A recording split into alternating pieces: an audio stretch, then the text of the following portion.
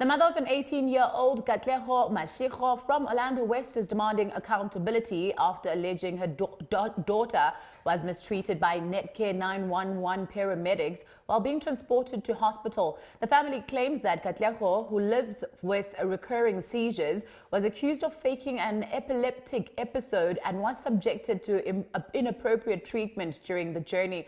They say the incident has left her traumatized and are now calling for a thorough investigation. Now, meanwhile, Netcare 911 says employees acted in accordance with emergency medical protocols. Ushiyeke nesilonda esingapholi oyintombazane eneminyaka eyi-18 ubudala uKatlego Mashego waseKhilani e-Orlando West. Lokhu kuza ngemuva kokuba evukwe isifo sokuwa langalimbe nobese ebizelwa bezimo zezempilo eziphuthumayo nokuyilapho ehlangabezane nabengakulindele. I woke up that morning, I wasn't feeling well at all. I had this sharp pain in my heart that even caused me to have chest pains. As I was about to go to bed and rest, that's when I started feeling like the pain is becoming worse and worse. Then I fell on the floor.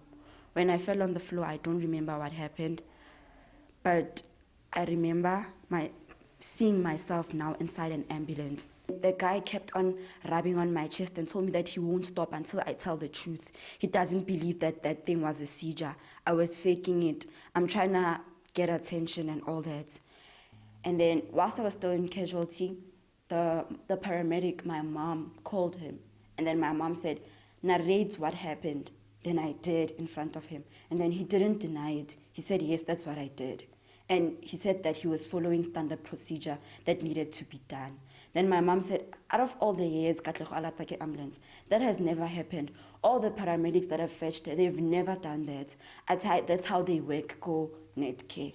Kusenjalo, ongumama wesisulu uthi akasathembi abantu bale nkampani kanye nabezimo eziphuthumayo. Ngibhlungu azange bangiphe isupport.